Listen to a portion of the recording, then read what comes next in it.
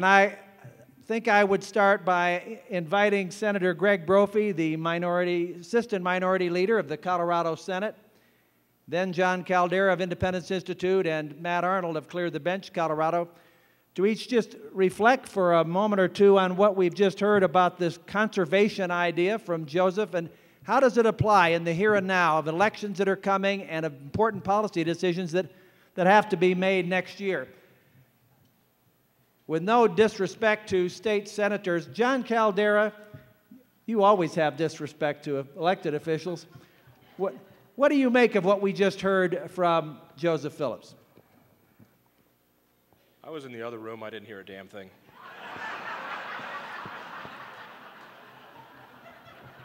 That's the first time I've ever known you to not fake it, Caldera. Arnold heard it. If you can't make a segue into this from the Colorado Supreme Court, you're not the man I think you are, Arnold. Oh, of course I can make a segue, John. You know, we've heard a lot of speakers over the course of the entire weekend, starting with Michelle Bachmann last night and throughout all the speakers this morning, talking about the importance of supporting and defending our Constitution and constitutional limits on government power. Imagine for a moment, if you will, what it would be like to live in a system where there is no Constitution, where there are no constitutional limits on government power, where the rulers rule at their whim and decide what the law means because they say so. Actually, I think I just described Colorado over the last several years under the unjust justices of the Malarkey majority on our Colorado Supreme Court.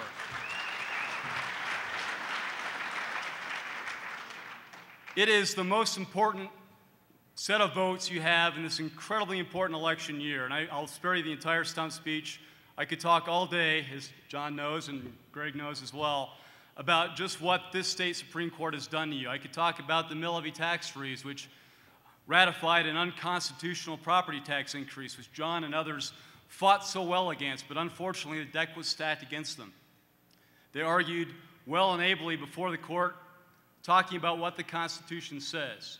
And many people much more eloquent than I have talked about what the ultimate touchstone of constitutionality is. It's not what the judges or justices say it is. It is what is written right down on that Constitution.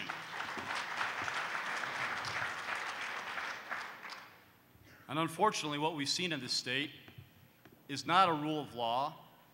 We've seen that eroded and cast aside. We've seen a rule by judges who think that they have the ultimate authority to answer every major political question and issue in this state, that their word is the final word because they have the power to do so by simply outvoting the minority on the court.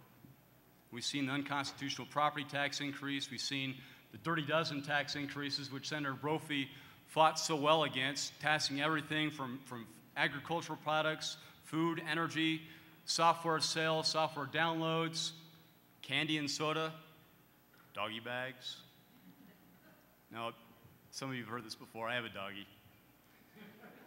And my doggy was very upset about all this. And I did testify against that bill, among others, on constitutional grounds. And I don't know if you guys can focus in on this, but this is my doggy. And she was very sad about this doggy bag tax. You know, after testimony was very short, very sweet. Arnold, look, after the two Michelles choked us up, I think you're way over your head trying to get us a lump in your throat about your dog. Hey, my doggy's very upset about this stuff. And again, her testimony is very short, very sweet, and I'll wrap this up and let go on to the next folks. Bad justices, bad legislators. Don't tax my doggy bag.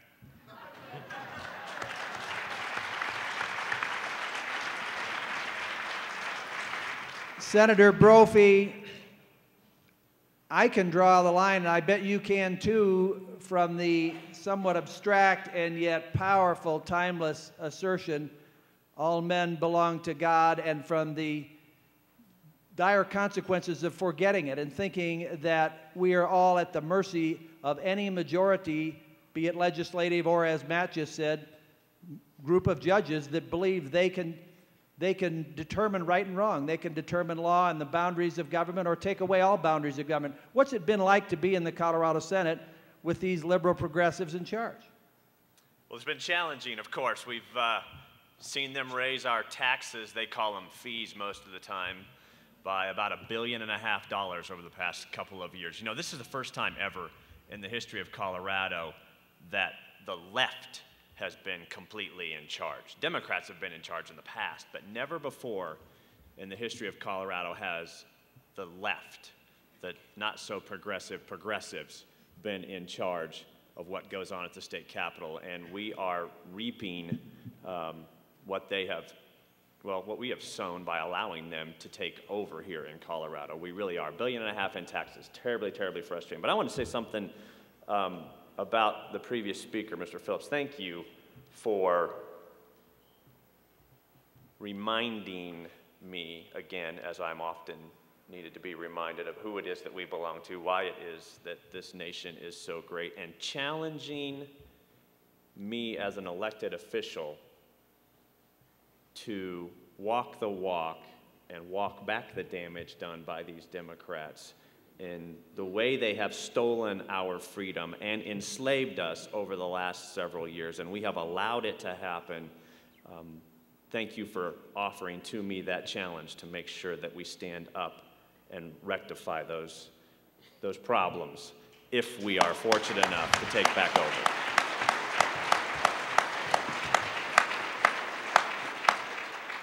John Caldera, you and I talked on the radio just before Independence Day about the question of whether Colorado will become a sanctuary state for health care freedom.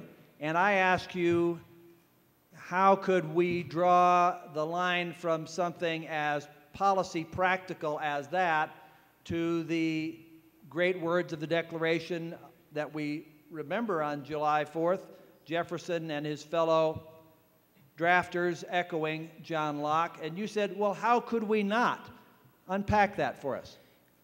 A weekend like this is just remarkable, and I'm always grateful for John Andrews for so many things, including that if he didn't start the Independence Institute so many years ago, the only thing I would be speaking into a microphone right now is, would you like fries with that? So I'm very thrilled of that. But I look at this, and I see this collection of incredible people here who give up their weekend to come to realize simply that we're not alone. And the sad part is, only conservatives would wear neckties on a Saturday. Now, and we wonder why it is we lose. This is why we lose. Now, we get so animated about what goes on in D.C. That's understandable. It grabs our attention, and we see people on Fox News. And once you see somebody on Fox News, they have legitimacy because they're talking about important stuff. But let's remember, the fight now is here in Colorado. The fight that we have control over is here in Colorado. Now, we can whine and we can be upset about what Obama's doing, but here in Colorado, we have control. The Independence Institute is sponsoring a constitutional amendment, and if you haven't, I strongly insist that you go outside at our table and sign our petition. We want to put on the ballot this fall a very simple little constitutional amendment to Colorado's Constitution, to add to the Bill of Rights a right of health care choice. Instead of saying no to Obama, we want to say yes to Colorado. We want to make sure that there is no mandate from government here in Colorado. And furthermore, we want to protect cash for care. That is, if someone wants to pay for health care, they can do so. The Independence Institute, along with some other great folks, and Mary Catherine Ham came up to our trip to Vancouver. We wanted to see what Obamacare is really like. We found some incredible people, including, very quickly, Lynn Gilbert, who's in her 30s, wonderful woman. And she lives under Obamacare. In her 20s, she had 2 kids. She was a single mom, working hard, and she started having a back problem. She needed to have a spinal fusion. It's not that difficult any longer. It's a surgery. They said, no, you can't have it yet. There's so many people in front of you. She waited. The pain was so bad that they gave her morphine, which is given like M&Ms up there. After a while, she said, can I have my operation now? No. It got so bad she couldn't walk. She lost her job. But they did give her a walker. As it kept going, It got worse and worse to the point where this 27-year-old mother of two could not control her own bodily functions under Obamacare. Do I get my operation now? No, but we will give you adult diapers. Now, where we are heading, and Foster Freeze did such a wonderful job of showing exactly where we are going. Here in Colorado, we have an opportunity to work and say no to that and yes to healthcare freedom. For those of you who know, this is not an issue of politics, and we talk a lot of politics. It's not an issue of philosophy. This is an issue of human life. For me, it's very simple. My 6-year-old son suffers from Down syndrome. In his 6 years, he has endured 9 surgeries that have saved his life. If we lived in any other country, if we lived in Canada, my son would be dead. This is not about politics. It's not about policy. It's about saving our children's lives. That's why I'm so excited about what we're doing, and this is why these issues are local issues. Our federal representatives have betrayed us, but we, the people of Colorado, can defend Colorado. I want Colorado to become a sanctuary state for quality health care, and I'm going to need your help to get that done.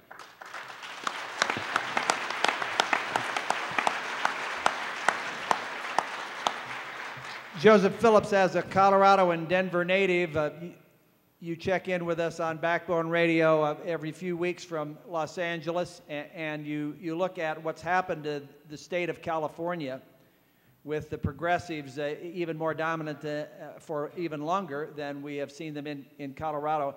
And now you've heard a snapshot of what's going on in the state right now. John Caldera talking about an opportunity for people to speak out with a ballot issue. Matt Arnold talking about maybe taking back our state Supreme Court for true constitutional government. Senator Brophy talking about what it's like to be down there in the state capitol in the minority. As you look from California back to Colorado, do you have any warnings for us about how bad it could get? You guys have it good here. California is broke, for lack of a better word, $40 billion in debt.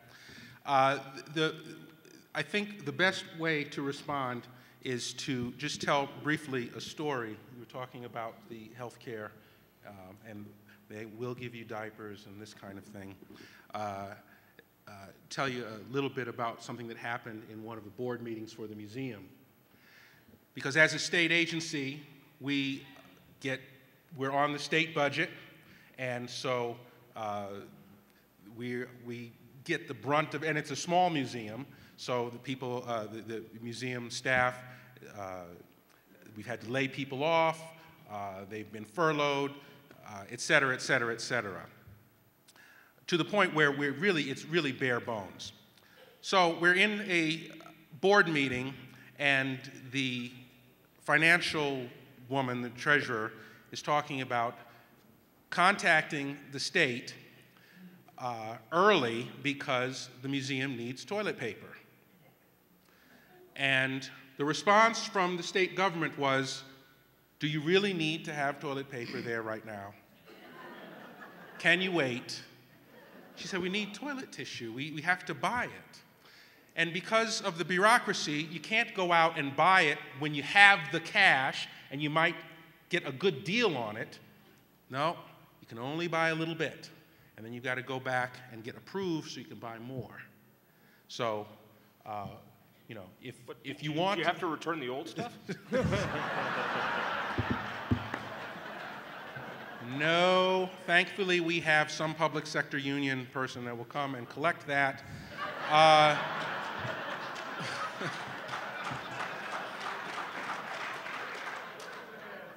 And I mean, this is what happens when, because they've been in charge in California for a very long time, and they've tried to, you know, this is what happens. So if that's what you want,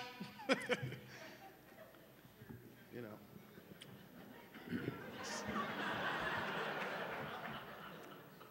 Senator Brophy, if people want to help you and your colleagues be in the majority, is there a place they can go on the web, or how do they get involved? There are a number of ways you can help us, of course. How many of you have read, how many of you have taken the time to read the book written by Whitwer and Schrager called The Blueprint?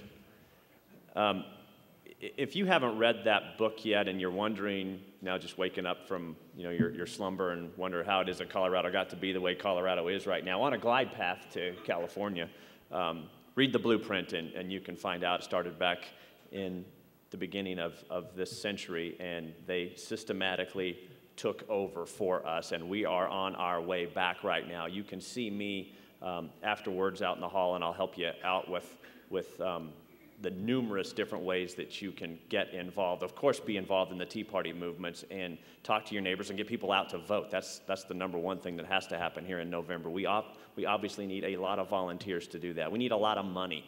For those of you who can write the $10 million check, see me immediately out in the hallway. And I about guarantee you, with that kind of resources, we will take over the Senate majority, and we will take over a majority in the Colorado House, and we will walk back the damage done by these Democrats and get business back on track here in Colorado. You betcha we can do all of that. We heard Foster Friess talk about getting real and focusing on the winnable seats, what can really be achieved.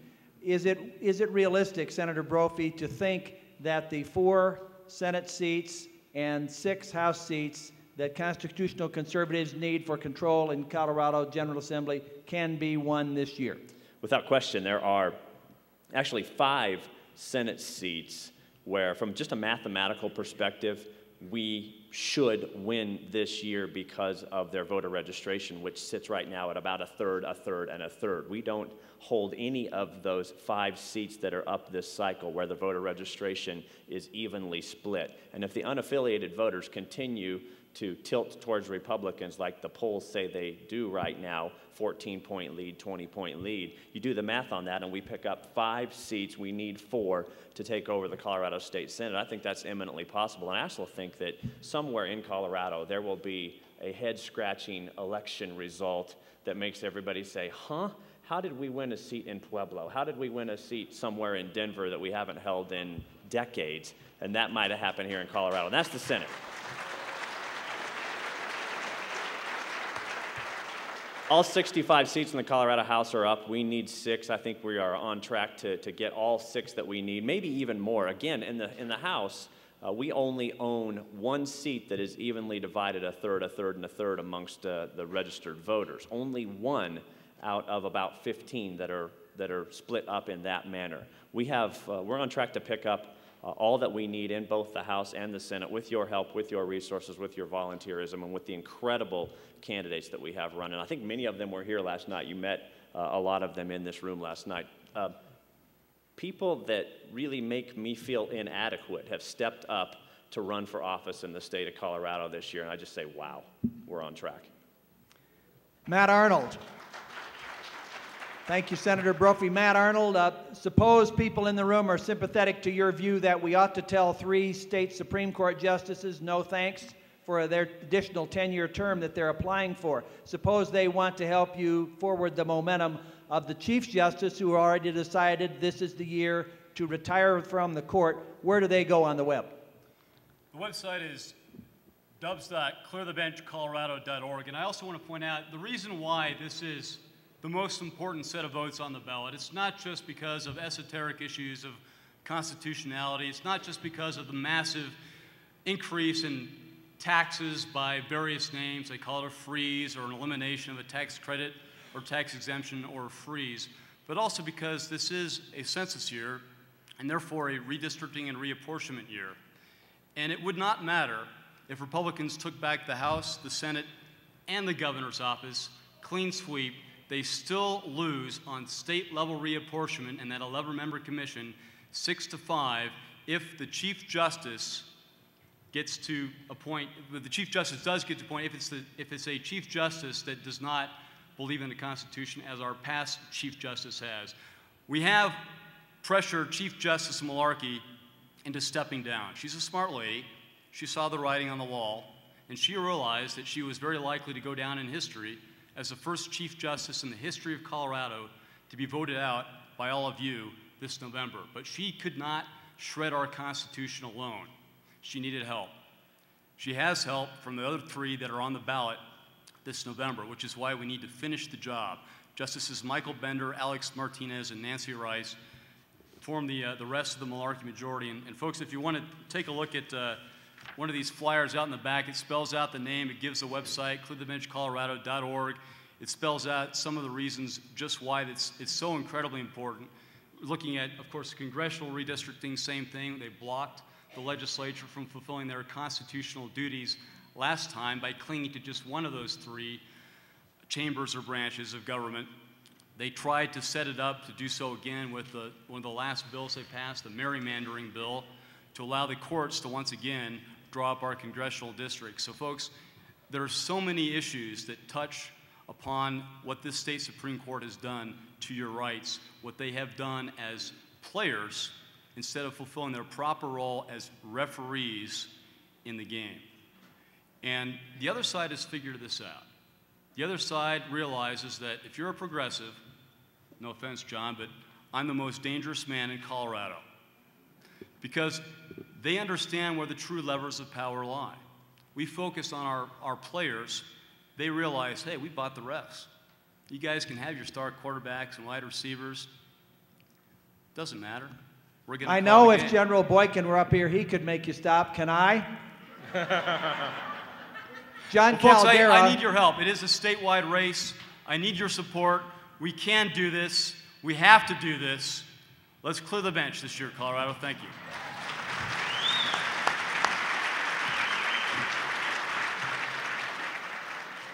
Look around the room. Look to your right. Look to your left. Look to the next table. This room is full of people like the four men at this panel up here, and yours truly.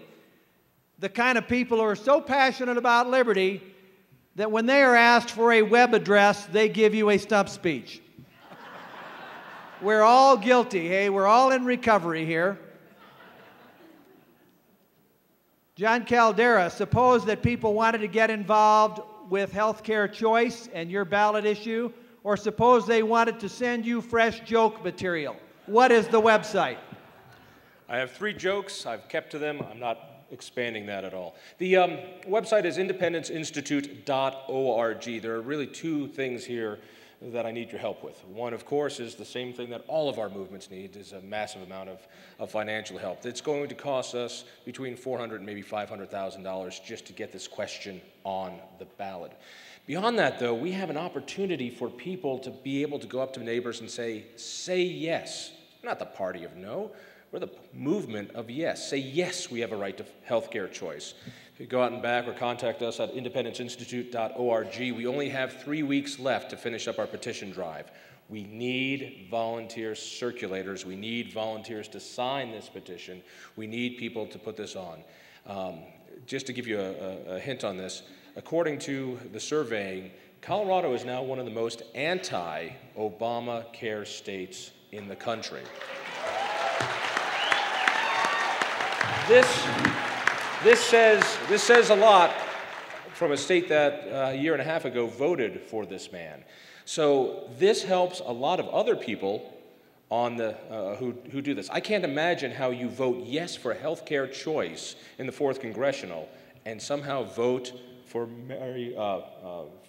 Betsy Markey when she voted to take it away from you. This is a powerful initiative, and that's why they've been giving us such incredible legal hurdles. We've had to fight legal battle after legal battle just to bring this question to you. I think it's a good question. I need your help. Please contact us at independenceinstitute.org.